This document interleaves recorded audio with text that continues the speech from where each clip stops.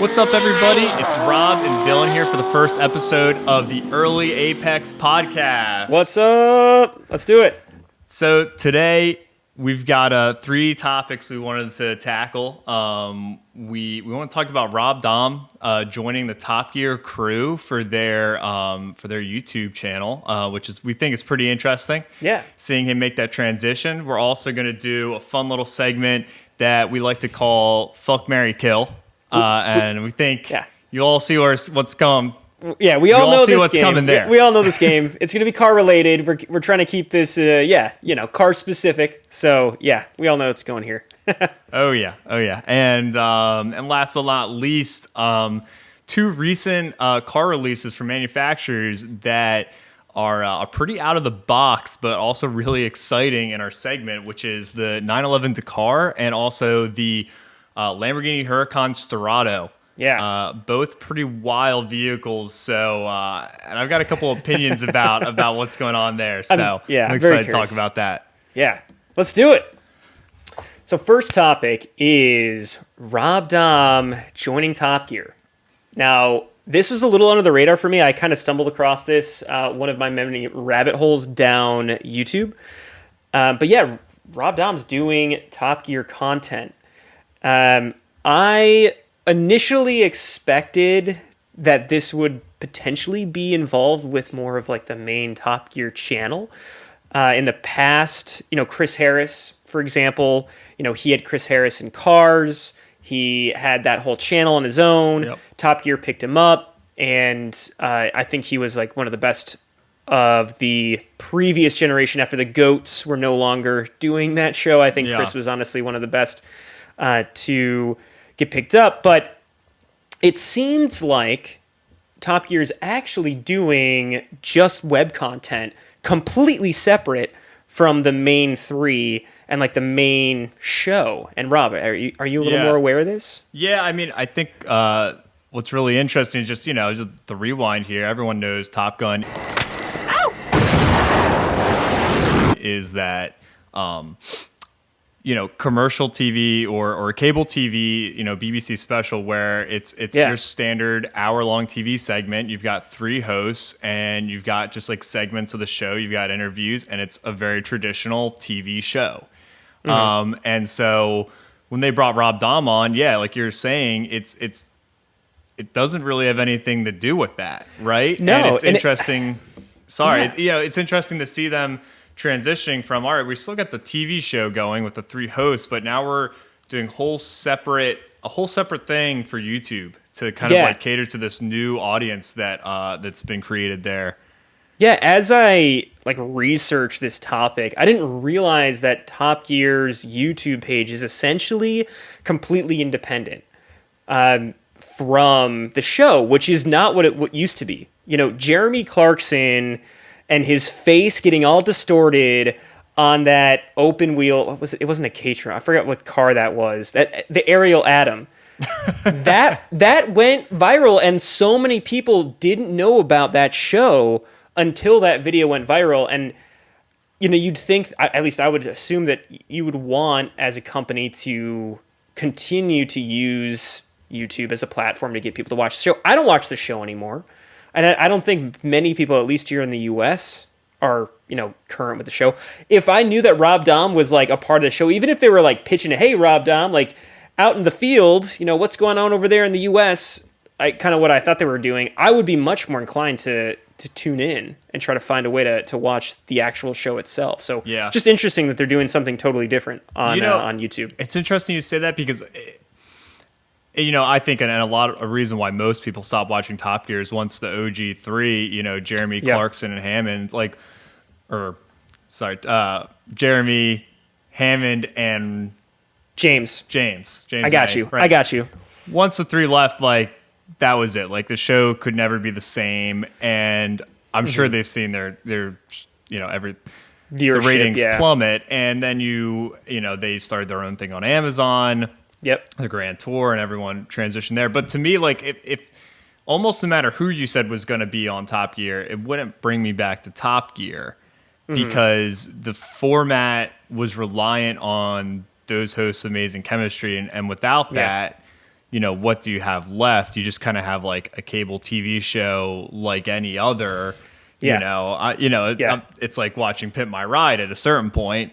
You're just watching a reality TV show about cars. And Top Gear is still a lot better than shows like, whatever, Pimp My Ride and stuff like that. But Rob Dahm wouldn't be bringing back there, but to see them start to cater to this whole new audience that's on YouTube that's been created by other independent creators is interesting. I think, that's how they're grabbing the younger audience and the different audience. Yeah, and there's no longer Top Gear US, but I feel like they're using Top Gear's YouTube content as essentially Top Gear US, because I started like really paying attention to some of the other shows that are on the channel. That's not just like Rob's. I watched way too many of his episodes. I watched almost all of them. There's like I think there's a full season on there, almost like 20 episodes or something like that. But anyway, I watched some of the other content. It was clear that it was like West Coast arid deserts where a lot of the filming was. They had like a 911 GT4 versus a Carrera GT3 and whatnot. Like that was definitely US. I'm guessing. It looked like it was in the US. For all the Rob Dahm stuff you're saying, or you're talking about Top Gear America. No. I'm just talking about their content on that channel in general. Like, of course, yes, Rob's in the US, but like the other, I wanted to branch out and just see like what are these other videos. They're clearly not segments on the show that I expected them to be that I just wasn't watching. No, it's like an editor on Top Gear and like somebody else that I've never seen before, and they're doing what you would normally do on Top Gear. Like one of the episodes is the new Z06 versus the Ferrari it was based off of versus a Porsche, and it's like you would classically think, oh yeah, James, Hamid, and Jeremy would be those three different cars. It wasn't that, obviously. Like this is just a video that just recently came out, and it was just the editor talking about the three, but it was clearly in the States. So it seems like they're almost using, this YouTube platform as like Top Gear US. Right. Yeah. I would agree with that. Just watching. Watching that transition. I mean, just in general, like viewership transition away from the traditional mediums of cable TV to all these different streaming platforms and YouTube. And I mean, YouTube has been absolutely prolific for the car media community. I mean, I'd wager to say, 75%, 80% of like media or the media that's being consumed, viewership is all on YouTube. Like it is incredible the amount of viewership for different, car channels. And that's where people grow, I mean, and they're using all the other platforms as well, TikTok and Instagram, etc. But YouTube is really like this perfect format, it seems, to help those like the medium grow with these like people producing between like 10 to 30 40-minute videos. Like it's the perfect medium for that, to get like all these independent like media publishers like doing stuff like that. And Top Gear's like we want a piece of that pie. But we're not going to put our main show on there. We're just going to create content specifically for that pie. Exactly. So, talking specifically with what Rob is doing, he's doing a series called American Tuned, and it's a formula that we've all seen before, right? He goes around to different owners or potentially people that are affiliated with like shops and stuff. He does a BMW with this guy, and it looks like he's right off the PCH. He's a surfboard maker. He's got this really cool old school BMW. And a lot of what the episode is an interview with the owner, and then Rob drives the car. And then talks about the car.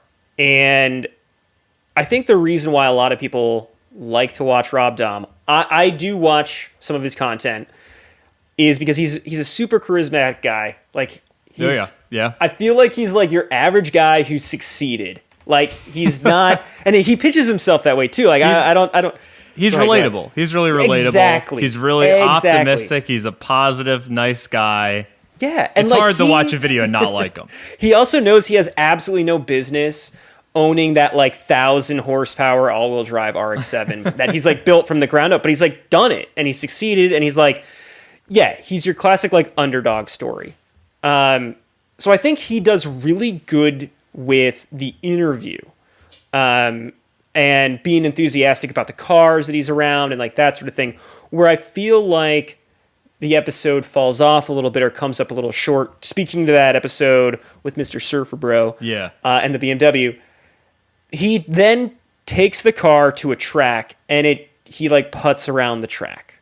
And I don't mean to be mean to Rob. Like, he's not going to claim to be some, awesome driver or anything like Chris Harris. I mean, that's part of the reason why Chris Harris is always so good and watching his episodes were awesome. Because at some point, he's going to slide the car around. Even if it's the inside, he's going to get all twisted up and it's going to be rad. And that's not Rob's forte. I totally get it.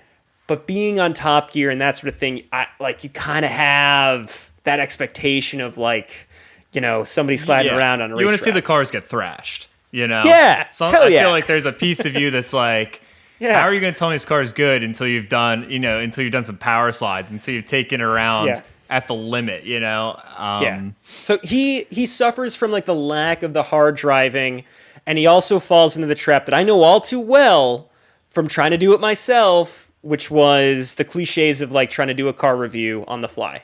The classic, go-kart like handling. It's a linear power band. Like there's a whole like the smorgasbord of descriptors that we've heard 1,000 times before. 1,000 times. Yeah. It's like, I think that's sort of where them picking Rob is interesting to me. Yeah. Over anyone else is a lot of the bigger producers, like Haggerty, for instance, or was it Carvana or one of those like car bids? CarWow, right? CarWow.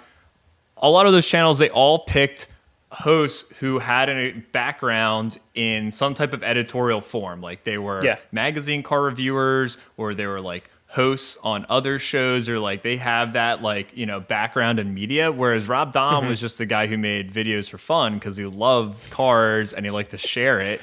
But he's no like writer, he's not a editor. And so that's when he gets into like the monologue portion of the video.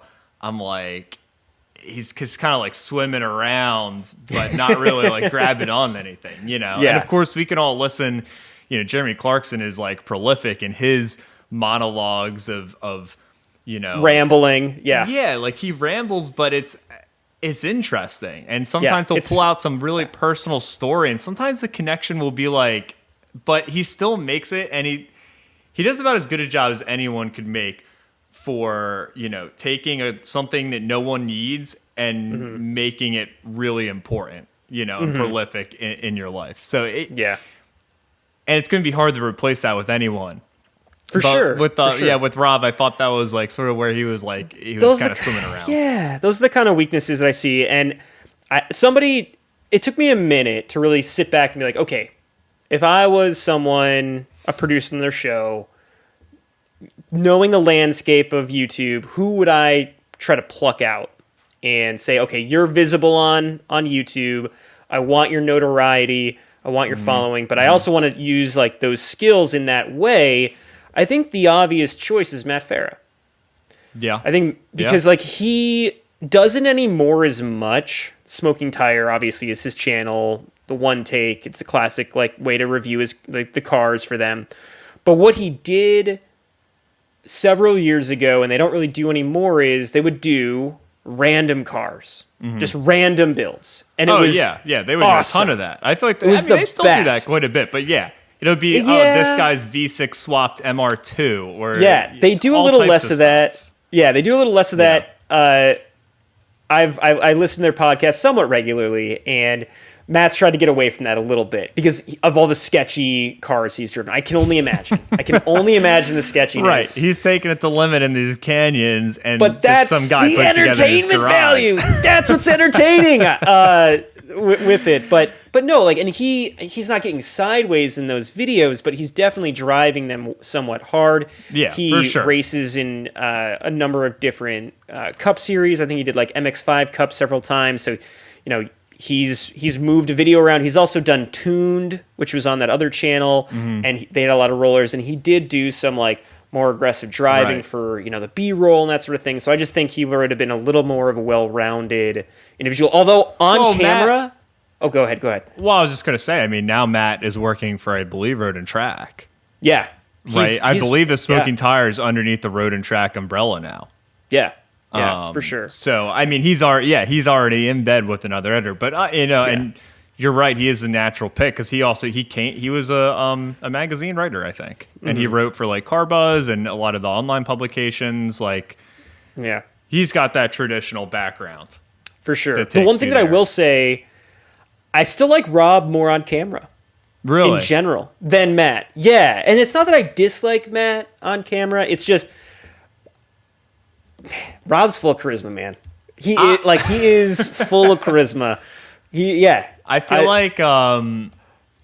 feel like they have their own individual charismas, and that Matt is kind of more smug sometimes. Like, absolutely, he can be a bit more like like smug or elitist. Maybe slightly like jaded. Slightly jaded. That's it. Yeah. Rob is just infinitely. Rob's excited. bright-eyed. He's excited for anything. Yeah, bright-eyed, like bushy-tailed. I'm down. I'm down to clown. Absolutely, he's a 10-year-old at a candy store, no matter what. Yeah, no matter what. That's awesome. So I'm gonna cut here and end it up. I think that's perfect.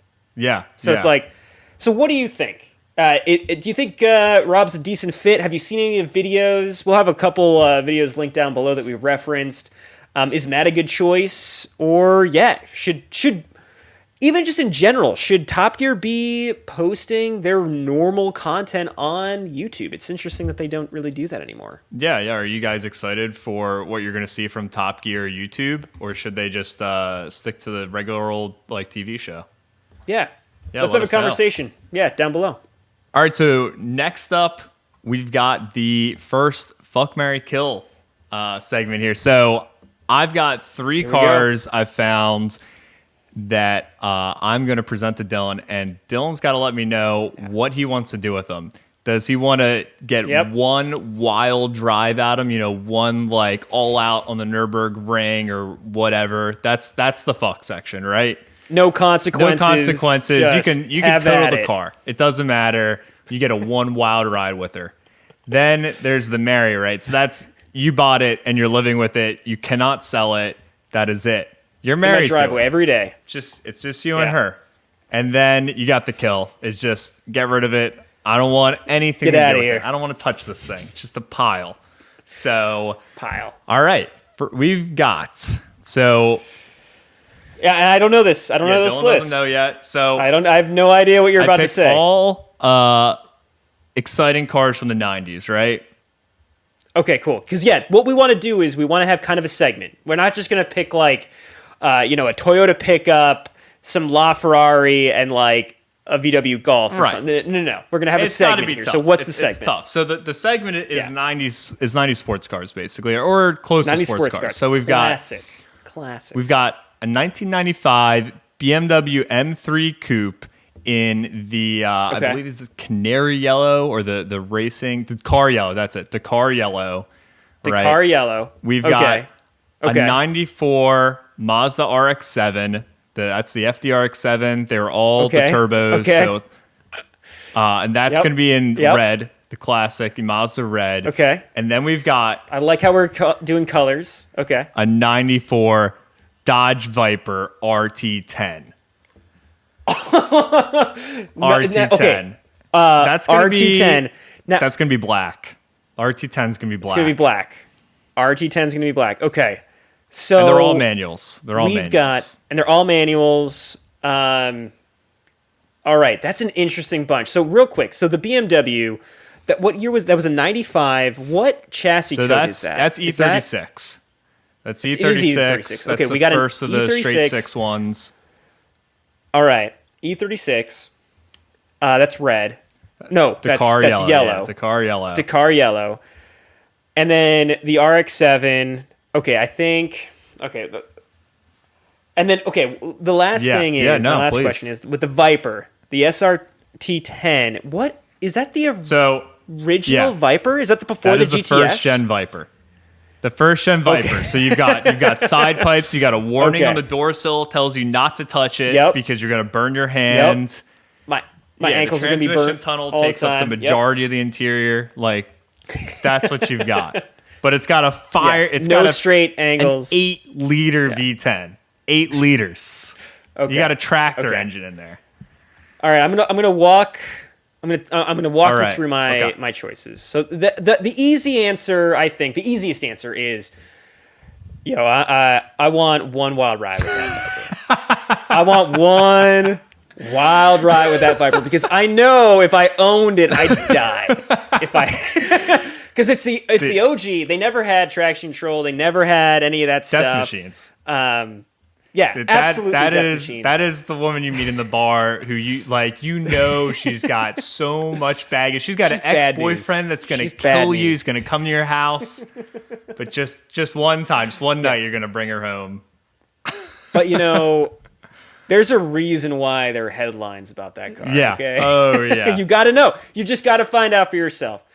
So it's definitely the Viper, and I'll also say that I think I don't know if is it technically the second gen, that GTS. Yeah, I believe that's like the second gen. I think FM3 that or something. Is such a classic looking cool car from that time. I feel like the original version wasn't as good of a looker, but man, I'll still drive it. I totally agree. The first gen Vipers are kind of weird, and the second gen are what everyone thinks of, and they're beautiful. And I had a diecast model of the GTS growing up, like the white with blue stripes. Nice. Like that is the Viper. I had the same diecast model, reverse colors. Ooh, yeah, blue with white stripes, but it's all good. All right, so we've got 2 left. You've got to get rid of one, and you got to marry one. You got to live with one. Yeah, for those of you that know me, I own a Miata, and I do like the Miata. I'm not like gonna die on a hill for it or anything like that. I really do like the car. That was the first car I ever drove on the Infinite Watkins Glen. I was destined to own a Miata. Guy. Don't you also have like a CX-5 or something in your family? No, not the moment. I have the sister car to the Mazda 3. I've got the Ford Focus. Okay. As my daily, so nothing special there. Just a little hatchback. But I am going to kill that RX7. So many people are probably going to be annoyed with me. I would not be able to live with that car. I would not. The marriage would be unhappy with me and the RX7. We would have a lot of fights, and I'd be sleeping on the couch. Quite a bit. I think so. I'm gonna dodge a bullet there and not get married to that car. There's something just raised wrong with that rotary motor. Like you met the parents and you're like, I know these rotaries and they're not gonna be good to me long term. I know what problems lie ahead, and I don't have the patience for those problems. So yeah, I think it's a great looking car. It's probably one of the best looking, if not the best looking car of the 90s. Especially in person. There were so many other cars based off of it that were inspired by it, with the Corvette C5. I think that taking direct inspiration from that car. But I'm not. So we're marrying the good old M3. We're marrying the standard. I'm going with a safe choice here. I've never driven the car before. Heard nothing but good things about the E36. And I do like your classic. What's that box called? The proportions. I don't know. It's like a specific design language. I'll try to find it and we'll put it on screen right now. That is the classic, but like the most beautiful box. Well, yeah, and it's the best one. The other one that immediately comes to mind is the 510, the Datsun 510. Yeah. It's a smaller design, but it's that same design language. And it's a really good looking car. Absolutely. I love the touring car heritage of that. The DTM, all those crazy highlights you see functional online. Some of the best like race series. Yeah, I'd be proud to open up my garage every day to see that. That's a face you can love you for a long time.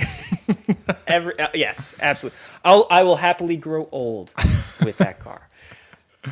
From what I know of it, yeah. Okay, so where did I go wrong? Did I go? What would be yours? Your turn. I can't argue with those decisions. Yeah, I can't argue with them. Okay. Hot take. I honestly, I haven't driven a Viper, but I almost get the feeling I'd rather have that hot date with the RX7, just because the Viper just may be so, like, you may not even make it through the track day. It's that temperamental. That is, from what I understand, like, that is, what you have in store for you.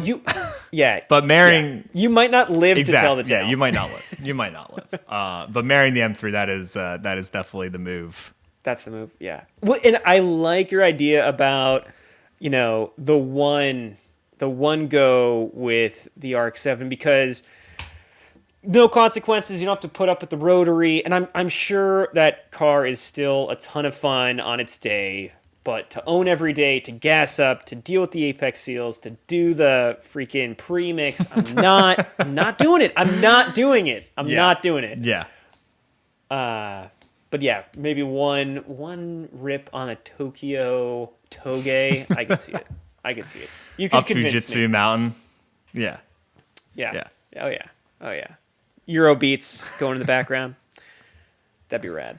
So what do you think? Did I get it wrong? Would you choose something totally different? Would you marry the RX-7 because you know that they need to be taken care of, and you were ready to be that caretaker? You could fix for them? her. That's what they say. You could fix her. Absolutely. Oh yeah. No one's fixing the Viper though. I'm sorry. That is a complete delusion. No way. That is a pile. Comment down below. Yeah, let us know. What's your FMK picks? All right. All right, so next up, we've got two really interesting car releases. The Porsche has announced in the last, month, the 911 Dakar, and then Lamborghini quickly and, might add, suspiciously soon after that, announced the Huracan Storado. Very sus. The timeline of that car. Yeah, a little keeping up with the Joneses there, I think, on Lamborghini's part, or just something. So... All right, so to tell you about these cars, Dylan. Yeah, you had some like secondhand experience with the Dakar. Yeah, right? yeah. So I've been able to see the Dakar, and I haven't seen a Storado yet. Okay. But so the Dakar makes sense for Porsche, right? Porsche is known for creating special editions of everything and charging a massive premium for them. Yep. And, this is the only way you can option these two trim packages, and we're going to call it the Heritage X Edition. Yep. It's going to cost $100,000 more, and they sell out, right? Porsche is known for this. They make a ton of money. Good for them, right? Yeah. So the car is a homage back to the 959 turbo era cars, and specifically their 959 Dakar rally car. Okay. Thus the name. So, boom. Right. So, and you immediately think of that livery that they had on The Rothmans? Yes. Yeah. So the Rothmans racing livery, the blue and white with the red gold stripes, super iconic livery. Really cool. Oh, yeah. So they've basically taken a 911 turbo body mixed with 911 Carrera parts and blended them together to make an off-roading version of the 911. Mm-hmm. And from all the photos they've released and all the promotional stuff they've done, and it's Porsche, so they're going to engineer the shit out of it. Yep. It seems like they've made a car you could genuinely go and drive off-road. You could genuinely go and take this on gravel trails and full, multi-day off-road things. It's not going to break. Yeah. It's got tons more sealing everywhere. It has active suspension with air ride that you can lift it up an extra 2 or 3 inches over the regular ride height, which is already higher. Making for a crazy approach angle. That's gonna right. It's got better approach angles. They changed the front and rear diffuser and splitter. It's got skid plates, tons of stuff. Right. Yeah. Classic Porsche over engineering. Oh yeah. I think they said they put 911 turbo, all the 911 turbos cooling equipment on it, radiators, intercoolers, but they're only using the 911 Carrera motor, so it's got less power. So you have more cooling per the power it's making. Yeah. And they're not. And They're not messing around either. I saw a lot of the footage from the press release. They flew a ton of people out to Dakar, I believe. Somewhere. to actual Dakar. Actual Dakar, I believe, yeah. Yes. And they thrashed them. It wasn't just, the pretty photos on the sand dunes, blah, blah, blah. It's right. like, no, like they're going crazy, going through like whoopties, getting air, and it's nuts. And it looks like, they can take it. It's shooting up sand everywhere. It's wild. So in my opinion, it's a pretty cool car. It's a pretty cool addition. It's like a cool like $320,000. Just a cool $320,000. I didn't know. So they released this, and I work in like this Porsche sphere. I follow Porsche really closely, and it was a really cool car to see them release. It was like kind of surprising, to see them really go all out on an off-road car like this. But I was like, all right, that's awesome.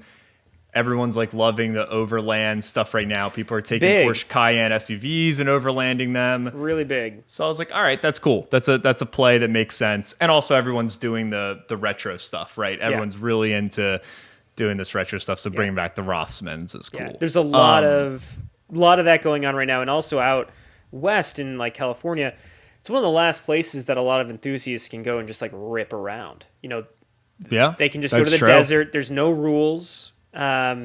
It's literally the Wild West. And there's been like a lot of cars come out recently to that, caters to that. There's like the more vintage Porsche builds of like rally builds, Farah had one at one point. Yeah. And I think Porsche probably just sat back and been, hey, we could do that and make a lot of money. And just check all the boxes. Absolutely. Anyway, Absolutely. Go ahead. And yeah, I think you hit the nail on the head with that. So Lamborghini, I think it was like a week later, releases the Huracan Storado. And the Huracan, as I'm sure we all know, it's a mid-engine V10 supercar. Yep. Audi platform, really, or like, Lamborghini's very tight partnership with Audi. And it is a supercar through and through. It has like no functionality, no daily ability that the 911 has. No ground clearance. And they're like, Storado. It's an off-road beast. It's it's like the Dakar. They released the whole video where it's like, doing donuts on some mountain. Yep. And some woman's like playing the violin. Like it's it's very Lamborghini. Right. It's very Lamborghini. It's got like a light bar on top. But at its core, I'm looking through the whole press release and I can't find like anywhere where they're talking about like testing of the vehicle in off-road scenarios, like what they've changed about the vehicle other than they like jacked the ride height up 2 inches, like cut the fenders out and stuck literally plastic fender flares. Yeah, they Subaru. Looks like eBay. Yeah, they Subaru'd it. They Subaru'd it. It looks like an Outback. And they just threw some off-road tires on it. Yeah. And I'm like, this is a Huracan that someone's just lifted and put tires on. Like, this isn't a complete, like, ground-up re-engineering, rethinking of, like, the cooling systems and, like, all the seals for the axles and all that type of stuff. This is just... it just cracked me up. I'm really excited to see some YouTuber get their hands on a Storado and go take it out in the desert and just, like, destroy it. I'm very excited for that. It definitely seemed like it was a reaction, right? Yeah. It's just like, oh my God, they're doing this, so we got to do it too. I'm seeing dollar signs. Porsche's going to get all the dollar signs. I want some dollar signs. We got some plastic over fenders we could throw on. Absolutely, absolutely. That's all I'm seeing in the Storado. It's like new edition. We can make more money. We can sell the same car for $100K more. Sign me up. Sign me up. Sign me up. So who do you think is going to be next to do this? I feel like... That's a good question. That's a really good question. Well, you'd think Ferrari, right? It's the top three. Porsche, Lambo. If there's a third, it's Ferrari. But Ferrari have been like kicking and screaming to do anything other than cars. They did the Puro Sangue or whatever, like the pure blood SUV. Well, I mean... Ferrari's last was it the CEO or the owner? But their last, head was like, over my dead body, we're making an SUV. Absolutely. And then he stepped down, I think because he got cancer or something. And then the next guy was like, we're making an SUV. But no, traditionally they've always been, we make exotics and like that. And that's it. There's no SUVs. There's no pedestrian cars. And that's it. Yeah. Like we care about racing and our return customers, and that's it. Right. We don't care about anything else. And they're notoriously purist. Like they don't do any of this frivolous, silliness like an off-road Ferrari. Yeah, I don't know if I can see Ferrari doing it, but there's definitely someone out there working on one right now. Oh, there's got to be. There's got to be. Who will it be? Yeah, let us know what you guys think. Let us know who is going to be the next to make their off-road version of a car that should not go off-road. Yeah, absolutely. Like what? It's going to happen. Is Koenigsegg going to come out with an over-fendered Overlander? Or you know what? What about Lotus? The Evora off-road. You know, right? Who's going to be next to this? I feel like imagine something from Hennessy. That's a car. Like Hennessy obviously does like trucks and they do a lot of like US stuff, but I'm just thinking like who is I want to see Hennessy's street legal trophy truck. That's what I want. Well, what about like what car could they take to just dominate the Porsche Dakar with? Like what would they what could they take and just they just take like a Camaro ZL1 and just be like, we're gonna do everything. Dude, that's it. I think that's it. Yeah. It's like a Mustang off-road build. Yeah. Absolutely. Absolute nuts. Yeah, let us know down below. Who do you think's next? Is Ferrari just gonna, not do anything forever other than what they already do? Let us know down below. What do you think? All right, so that was our first episode here on the Early Apex. First one in the bag. First one down and dusted. We are going to be releasing these via podcast format. We're also on YouTube as well. So if you want to throw this on in the background and actually have some visuals to go along with it, check us out on YouTube. We've got an Instagram that's getting launched. We're going to be on the tick of the talks, releasing content as well. And yeah, go follow us on those. We'll also be releasing some of our personal cars that you might already know about and some other of our own stuff. But yeah, check us out on all the places. More stuff to come too. What else should we? Thanks for joining us, guys. Yeah. Thank you. On the first episode. Where are my manners? Thank you for listening, Mom and Dad. Those are our two views. Exactly. They knew to watch on independent computers, so thanks for the two views, Mom and Dad. Sorry about the FMK segment. No, but thanks for joining us and subscribe for more. All right, see you next week, guys. That's it.